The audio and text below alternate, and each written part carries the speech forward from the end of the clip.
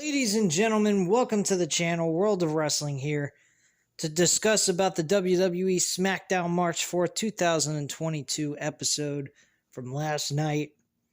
This is your review / rant.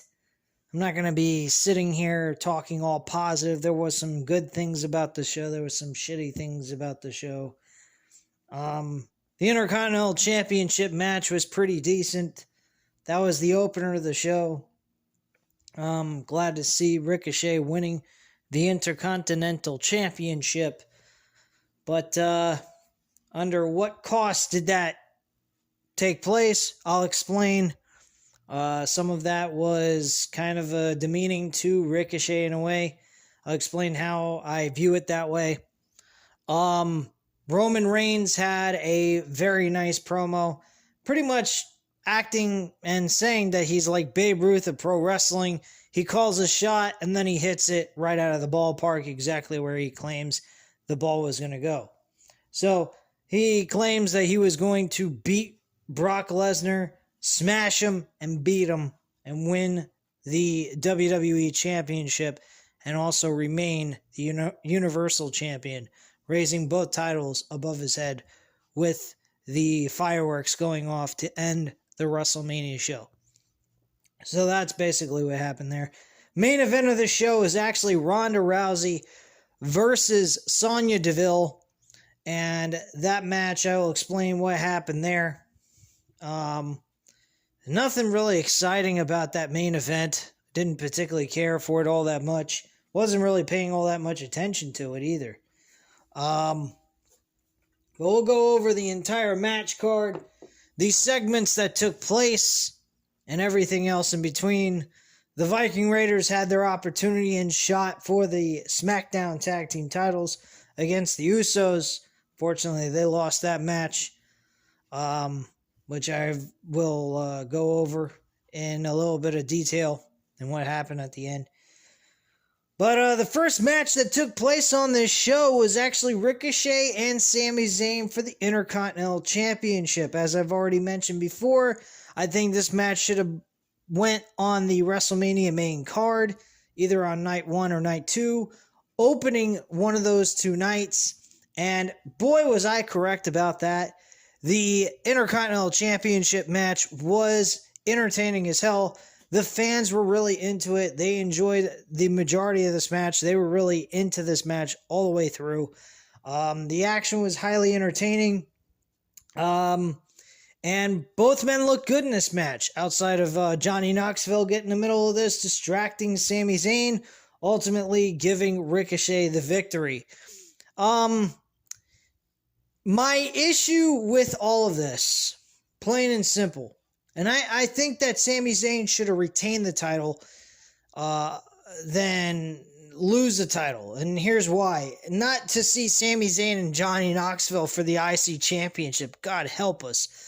What I was thinking is that Sami Zayn won with a dirty tactic, or either got disqualified because he couldn't put away Ricochet, and Johnny Knoxville would be in Ricochet's corner saying, hey man, Ricochet deserves a rematch. You screwed him over out of the fucking match. You got yourself intentionally disqualified, something of that kind of nature, and giving Ricochet another shot at the championship at WrestleMania with Sami Zayn as the champion going in, so that he would have a big WrestleMania moment winning a championship on that show instead of being the champion going into the show. Not to mention, with that situation taking place, with Johnny Knoxville interfering in this match, distracting Sami Zayn, and getting his focus off of Ricochet and more on Johnny Knoxville, it caused Ricochet to be the afterthought of winning the Intercontinental Championship. The whole focus went completely on Sami Zayn and Johnny Knoxville after that.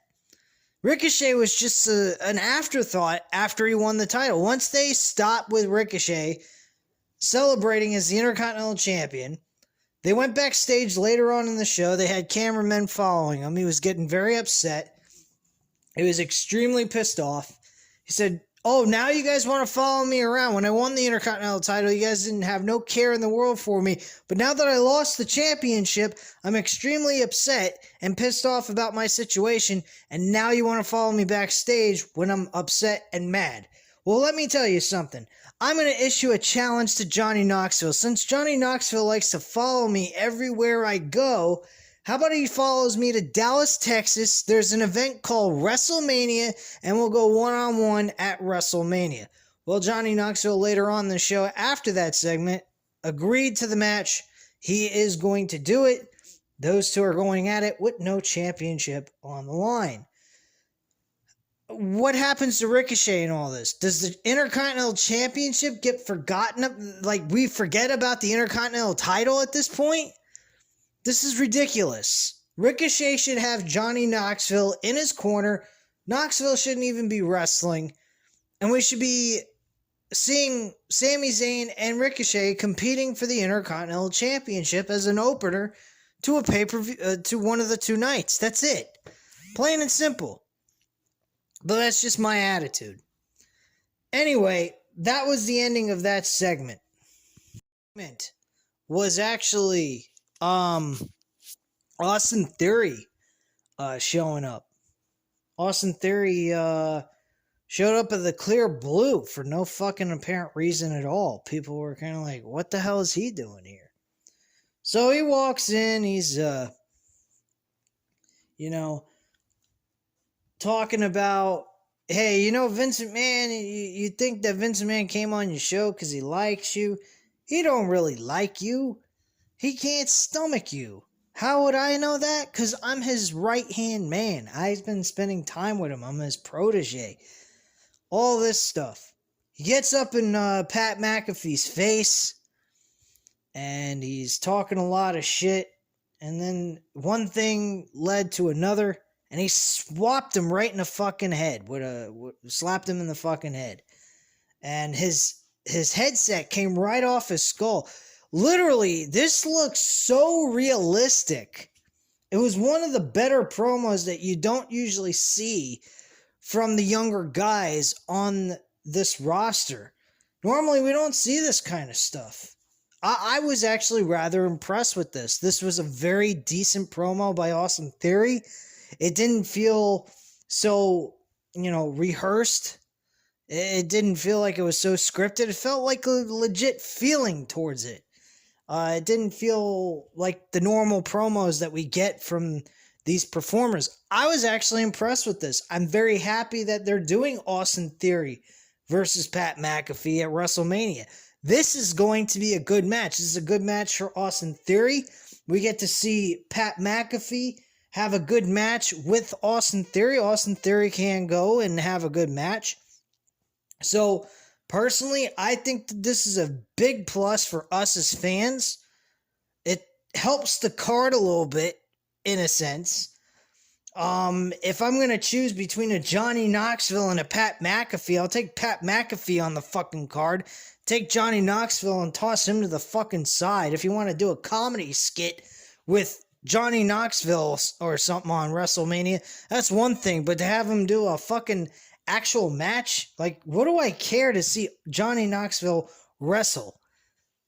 I don't know anything about Johnny Knoxville when it comes to wrestling. I know about his comedic roles in movies that he's done in the past, and and his Jackass series that he's done on television, and the series of movies he's done with that.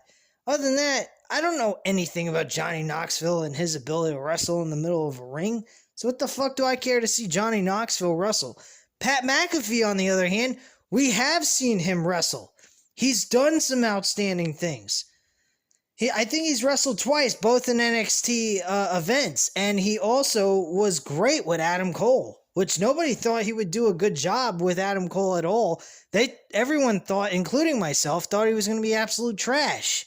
It wasn't, surprisingly.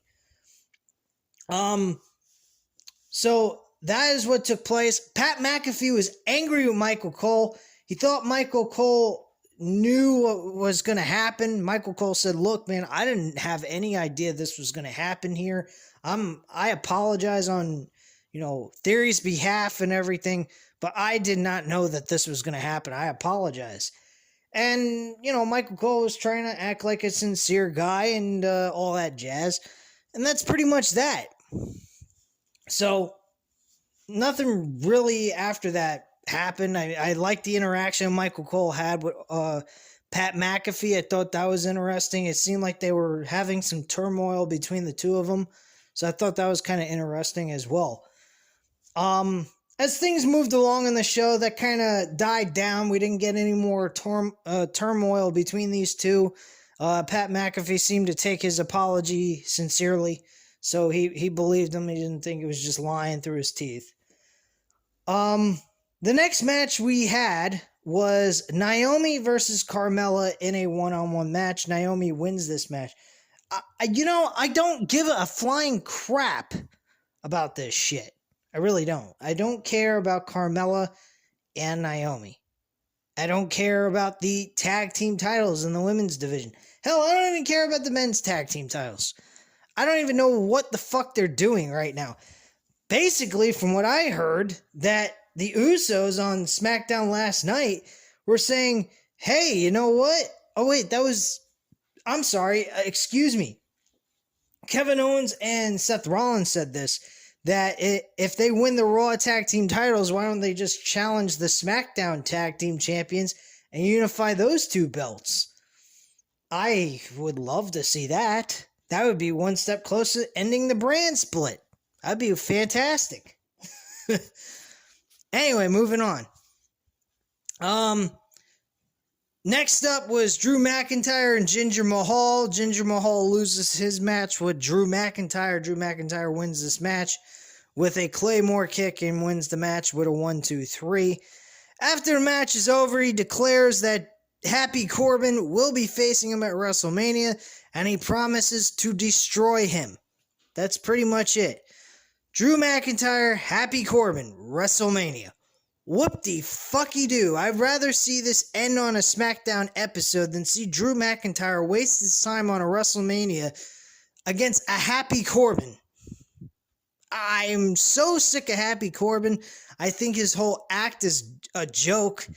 And I think Madcap Moss is even a bigger joke. As I've already stated before, he's a fucking Steve Urkel on steroids because of the overalls with the fucking straps on his shoulders. Looks like a fucking dumbass. No shirt, no nothing. Looks like a fucking dipshit. Moving on. Next up that took place was the Rick Boogs and Shinsuke Nakamura. They were supposed to have a tag team match, but they didn't. Instead, they were featured before this in the Toyota Tundra, pretending they were going hiking or doing something together, and that's pretty much it. Walking through a forest and doing random shit, talking about how great a Toyota Tundra is. Like, that's what they've come to. Shinsuke Nakamura, Intercontinental Champion, no longer given to Sami Zayn, then Sami Zayn gives it to Ricochet, and the former Intercontinental Champion, Shinsuke Nakamura, is posing for Toyota Tundra with fucking Rick Boogs. This is real great stuff, WWE. You're so fucking impressive, WWE. You know how to really impress an audience. Holy fuck. What a joke. They were supposed to have a match, but they were attacked by who? The Ones, the Usos, and Roman Reigns' group, the Bloodline. So they ended up destroying Rick Boogs and Shinsuke Nakamura for no apparent reason, giving them no moment to do anything. Why did Rick Boogs and Shinsuke Nakamura have to get their asses kicked for? What, so we can give them some airtime to look like a bunch of jobbers getting their ass kicked by fucking Roman Reigns and the Usos? They could have just had the Usos show up, not have Shinsuke Nakamura and Rick Boogs do anything on this show, because this show is fucking really just not all that great. It wasn't even terrible. It was just fucking boring as hell. That's really the best word to describe this fucking show. Complete and utter boredom. It's fucking pathetic. You know, the same rhetoric I've been saying before. I mean, there's nothing to this shit. It's like lifeless. And this crowd, I mean, these crowds are like getting all excited and hippy dippity doo. Like, who gives a fuck? Shut up. You guys are like the bottom of the barrel type of fans. You're sitting there cheering for nothing. Cheering for what? Cheering for poor WWE creative? Cheering for fucking wrestling that doesn't mean a continental shit? Doesn't elevate the fucking WrestleMania card? What the hell's wrong with you people? This is the true rant that's coming out on this video. The rant belongs to the fucking fans. You want to take the fans from Royal Rumble of 2014 or 2015 Royal Rumbles? That was true fucking retaliation towards this terrible booking of these shows. Those fans are long gone. I guarantee you, all those people that were in those arenas in 2014 and 2015 for Royal Rumble don't even watch the fucking product anymore. I guarantee you most of those type of people are gone and ran away from this product. Because I know back then, in 2014, 2015, they were at least having about 3 million people watching the show on a weekly basis, at least for Monday Night Raw. SmackDown, 1.8 to 2 million. That's about it. And then just Raw just collapsed by like 2018. By 2018, they were about they were with 2 million people. And then after the COVID started, they just dropped to 1.5. Now they're the weaker show compared to fucking SmackDown. SmackDown just happened to maintain its audience through being part of Fox. That's really where all this is coming from. But bottom line, man, like, what is this show offering to you people? You show up to these events and you're cheering like fucking rabid dogs. Like, oh, this is so amazing. Oh my god.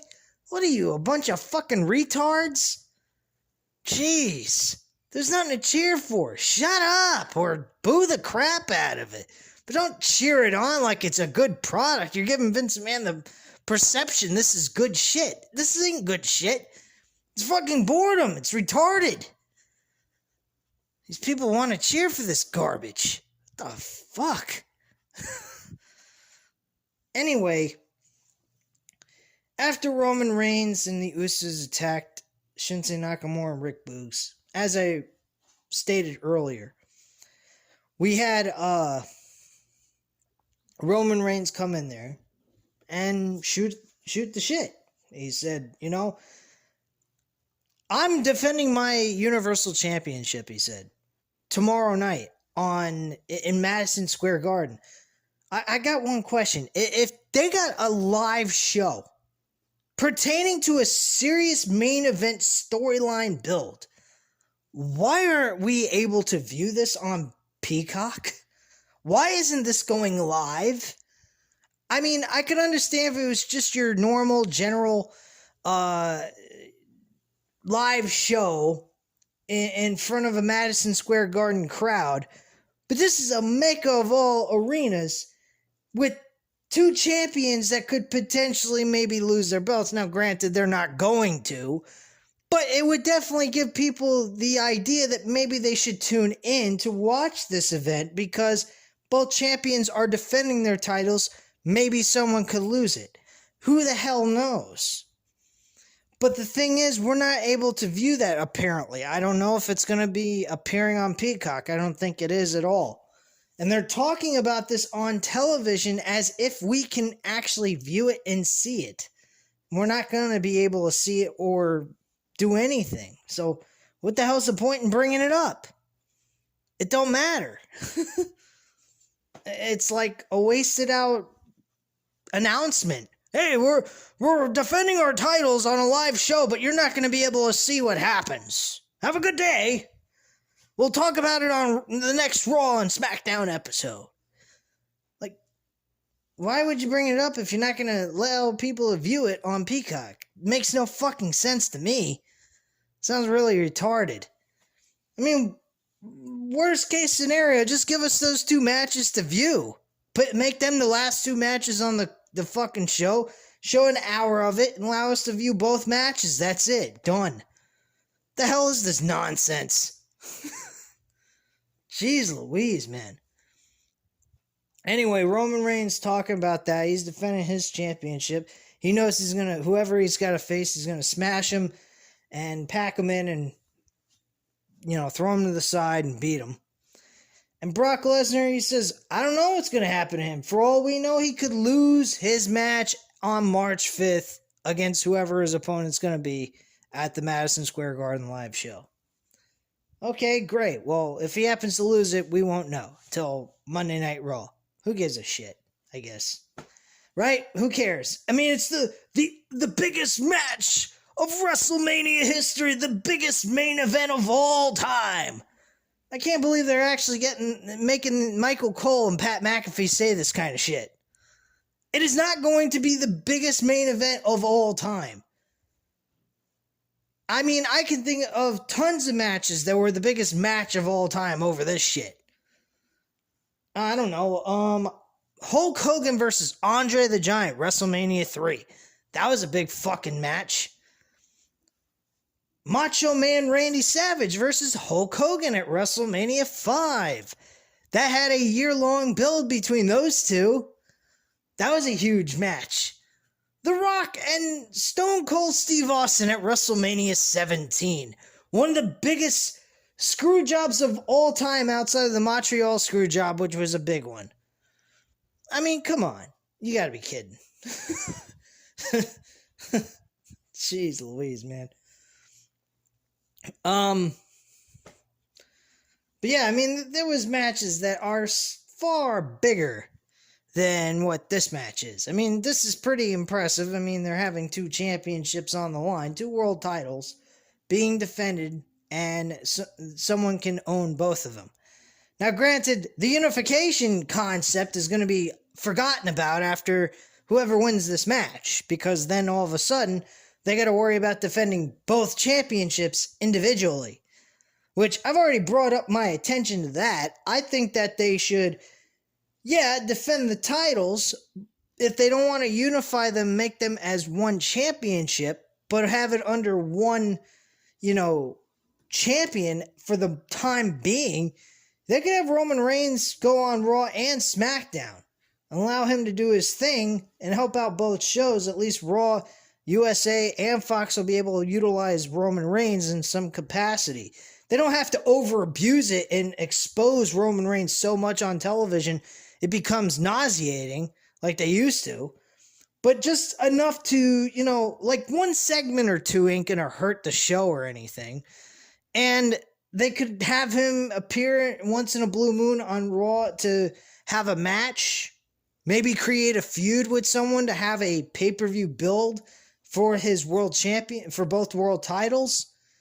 And compete just one time against one person per pay-per-view or something like that.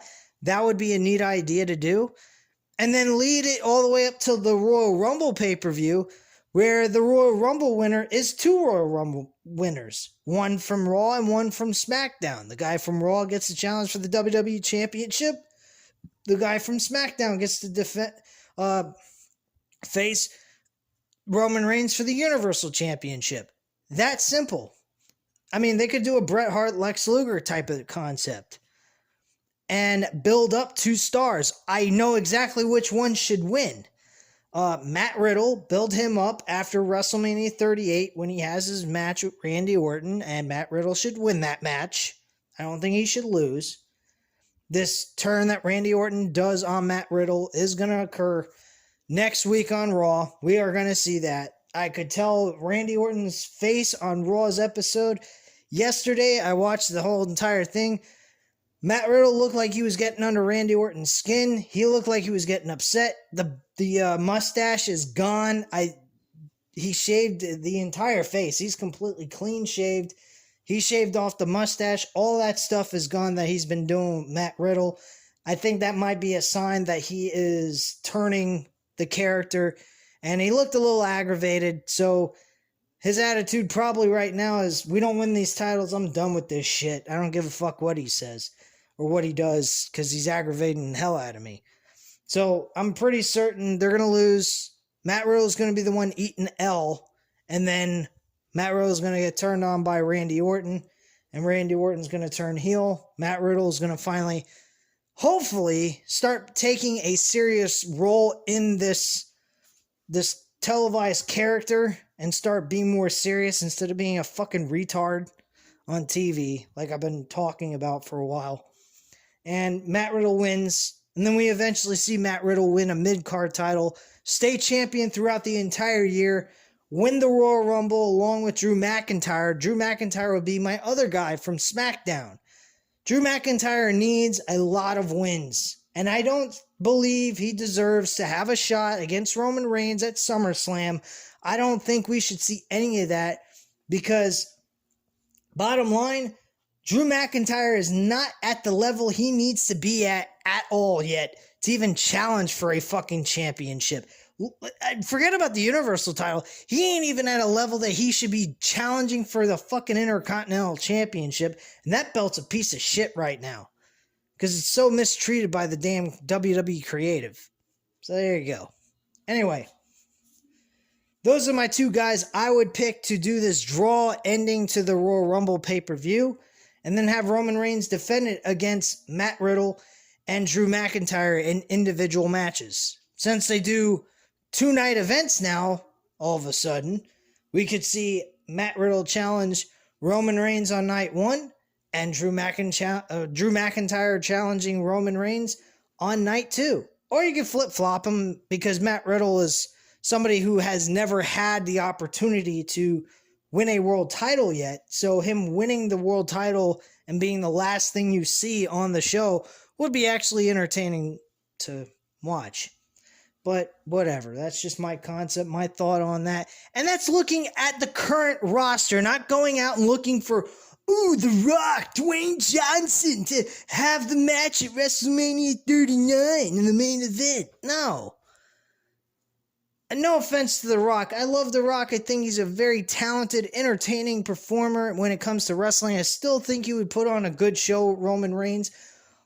But I am just so sick and tired of these part-timers / retirees that have left this company to do other things, come back and have matches with Roman Reigns, and it doesn't help elevate the rest of the roster. They need to focus on the roster. Fuck the freaking the past wrestlers from back in the day.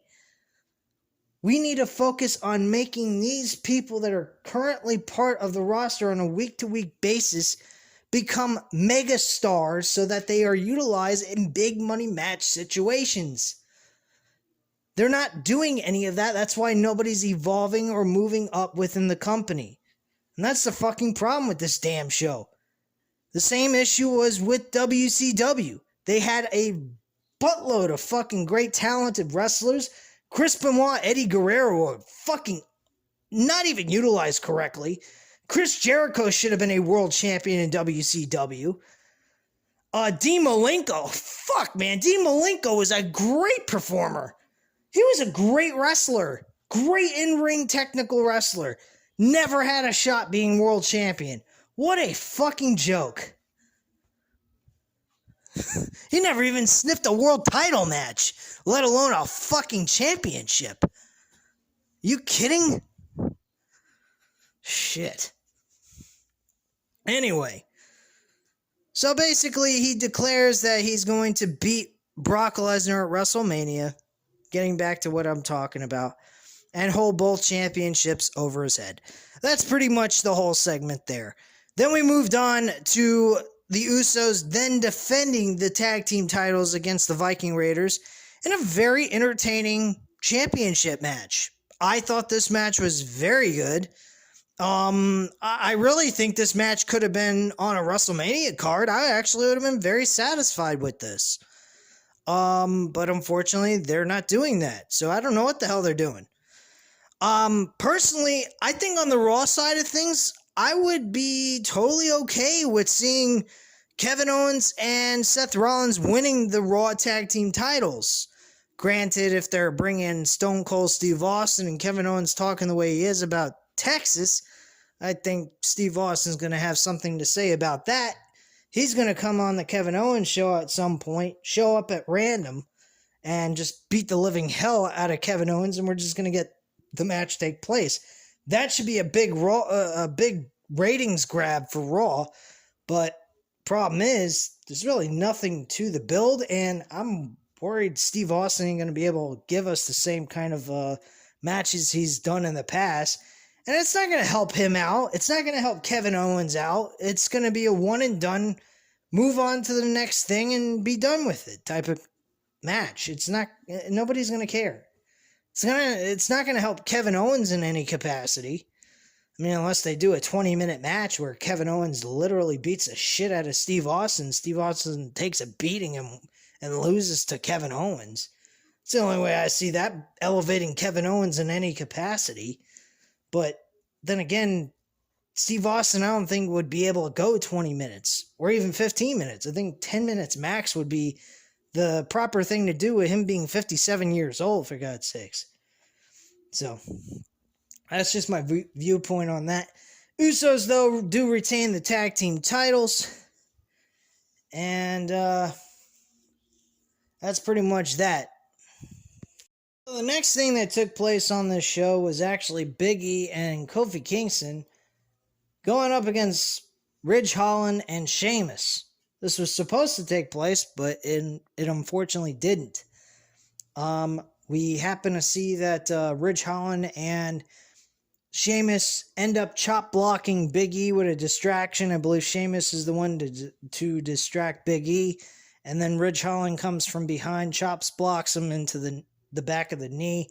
He falls down. Kofi Kingston comes to his aid to see if he was all right. And Sheamus and Holland steal their ATV vehicle and run off with it. This thing with this fucking four-wheeler is really fucking dumb. I don't know what the hell they were doing. And then they acted like adolescent children, acting as if they were Triple H with sledgehammers, smashing the shit out of a fucking four-wheeler. Why? I have no idea. Apparently they were extremely jealous of the situation of them having a four-wheeler from last week, and they felt the need to destroy it into a million pieces with a sledgehammers. Wow, what a fucking ridiculous show, huh? Watching two Scotsmen, or, European men, Irishmen, destroy the shit out of a fucking gosh darn four-wheeler. This is children type shit. What the fuck? This is retarded, man. What a waste of fucking time. Two things that took place on this show that got no fucking airtime at all. No match that took place. Not a fucking thing. What a waste. What a fucking waste. Big E, shit. Kofi Kingston, shit. Two guys that have become world champions. I highly advise Xavier Woods staying far the hell away from a world championship as he can, because all he's going to do is lower himself right back down where he was, and you don't want to do that anyway. What is the point in getting highly elevated into a main event spot to ultimately go right back to where you started from? Might as well stay where you started from. What a fucking joke. Anyway, the next segment was Johnny Knoxville. I already discussed about that. He accepted the challenge by Sami Zayn for WrestleMania, so that match is taking place. Main event, we had Ronda Rousey going up against Sonya Deville. As already stated, this match absolutely sucked balls. It was boring. I didn't pay much attention to this match at all. I believe Ronda Rousey won the match with an ankle lock or arm bar, some kind of shit. Who the fuck cares? The match sucked.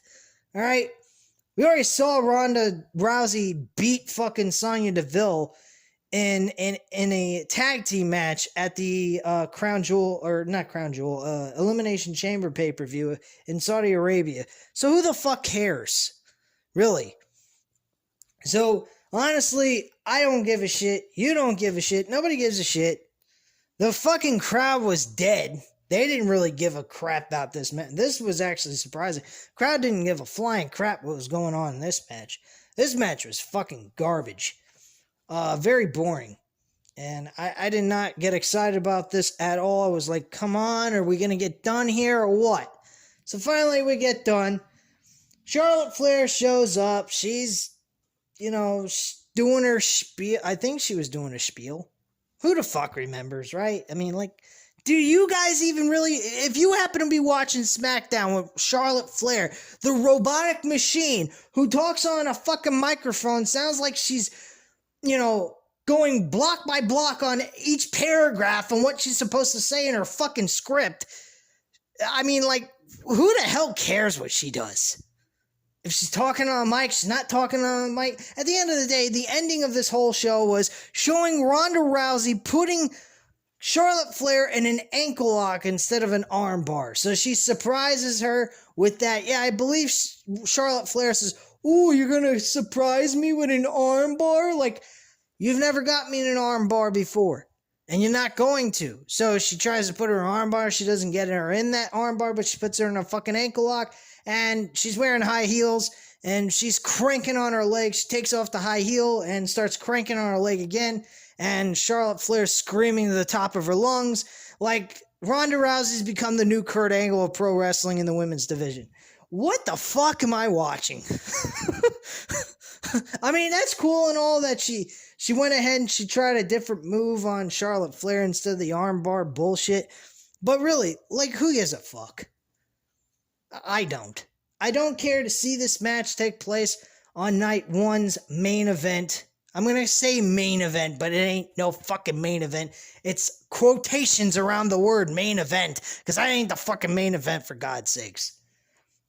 What a fucking joke this show was. Some of it was good. The championship matches were good. The Intercontinental and the Smackdown tag team titles are entertaining.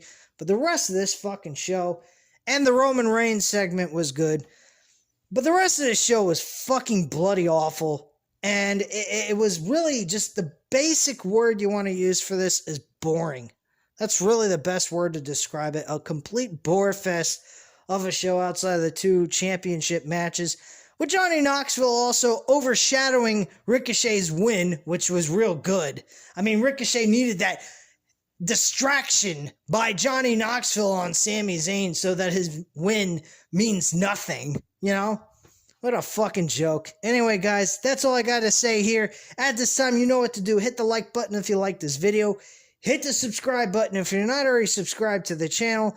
And usual, leave a comment down below. I'll definitely get back to you on that. And I thank you guys very much for watching. Have a great night, guys, and I'll speak to you again soon. Bye.